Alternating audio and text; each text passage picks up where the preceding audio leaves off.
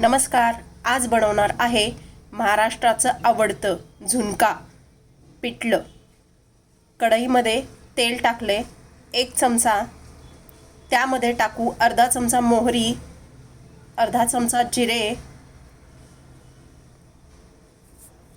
लसूण 5 ते 6 पाकळ्या चिरून घेतलेला आहे, एक मध्यम आकाराचा कांदा चिरलेला आहे, त्यावर टाकू थोडीशी चिरलेली कोथिंबीर तेलात टाकायची आहे, अर्धा चमचा हिंग, 1 चमचा हिरवी मिरचीची बारीक केलेली पेस्ट, चवीपुरते मीठ, थोडीशी हळद, तेलावर चांगलं परतून घेऊ. त्यामध्ये टाकू 1 फुलपात्र पाणी.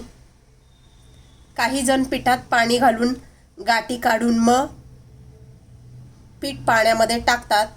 तसं न करता उकळत्या पाण्यात पीठ टाकून केलेल्या पिठल्याची चव अप्रतिम लागते.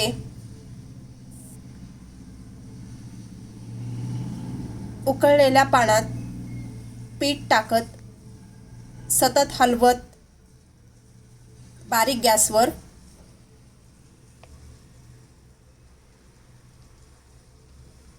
पिठलं शिजून घेऊयात.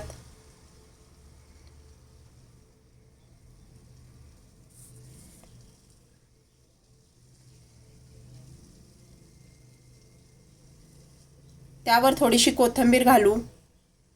पिठलं छान शिजतंय तोपर्यंत करू ज्वारीची भाकरी.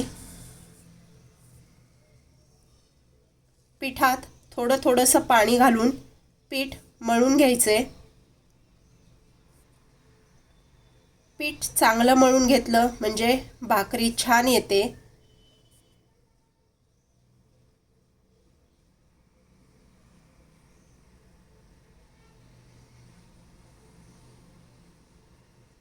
थोडंसं पीठ टाकून भाकरी थापायला घेऊ. तवा गरम करायला ठेवलाय.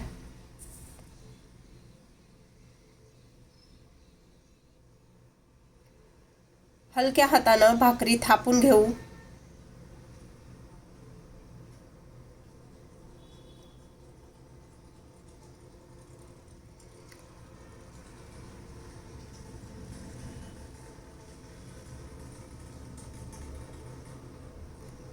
तयार भाकरी तव्यामध्ये टाकून घेऊ.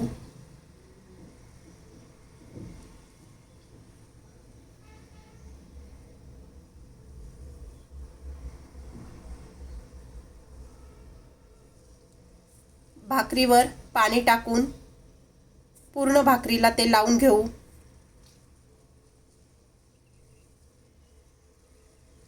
थोडंसं पाणी सुकलं की उलटण्यानं भाकरी थोडीशी सैल करून घेऊ आणि भाकरी पलटी करून घेऊ.